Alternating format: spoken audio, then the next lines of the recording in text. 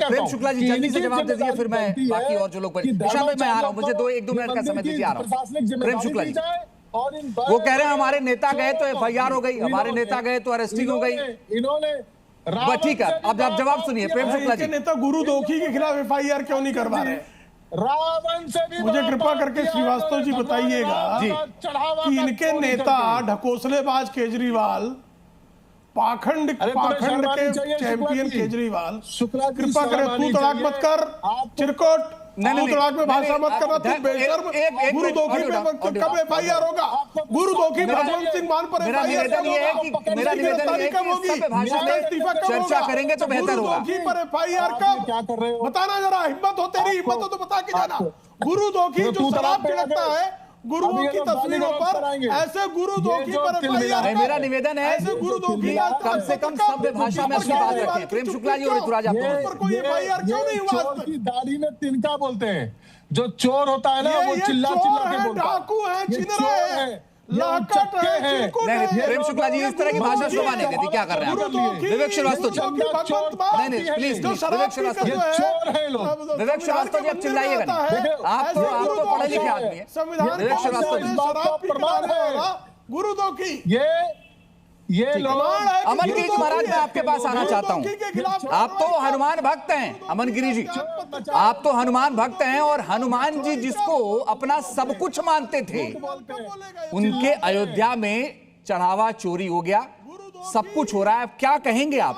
सब ठीक चल रहा है? पूज्य गुरु जी को नमस्कार जी। साथ ही साथ मैं बोलना चाहूंगा, राम को मिथ्या कहने वाले जितने भी आडंबरवादी आज के समय में नेता प्रवक्ता आए हुए हैं, अरे छोड़ दीजिए ना उनको, उनका काम है राजनीति करना। आप ये बताइए कि जो जांच हो रही है वो सही दिशा में चल रही है या नहीं? नहीं, जांच तो सही दिशा में चल रही है। जब दोषी निकल रहे हैं, उनको सजाएं हो रही है, एसआईटी कमियों को पकड़ रही है, चोरी को पकड़ रही है, तो जांच सही दिशा में ही तो चल रही है। अगर किसी चीज को छुपाना होता तो इस जांच में कोई भी गलत चीज नहीं निकल कर आती, कोई भी चोरी नहीं निकल कर आती।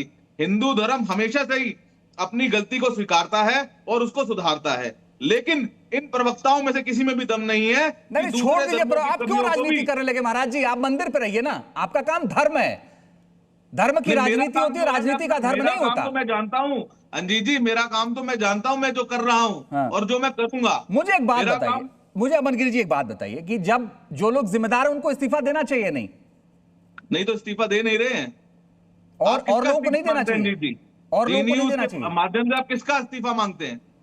नहीं हम क्या मांगे, हम तो सवाल पूछ रहे हैं, आप बताइए, आप तो ज्यादा बड़े मेरे वक्त है ना। तो फिर इस्तीफा नहीं, उन्हें सजा भी होनी चाहिए। सिर्फ इस्तीफा नहीं, उनकी सजा भी होनी चाहिए। आपको लगता है कि 8 लोग ही कर सकते थे, और भी लोग शामिल नहीं है इसमें? चिंटुओं को छोड़ करके किसी को सजा नहीं होने वाली है, ये लिखवा लीजिए मुझसे।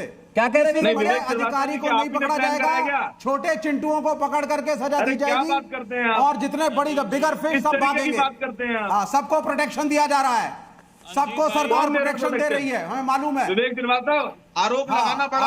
8 छोटे मोटे लोगों को पकड़ने से, 8 छोटे मोटे लोगों को पकड़ने से, और हमारी मांग है मंदिर सरकार को हैंडओवर किया जाए। ये न्यास ये समिति इन सबको डिसॉल्व करो। तुम्हारे कहने पे सरकार योगी आदित्यनाथ की मंदिर चलाने का काम सरकार का है।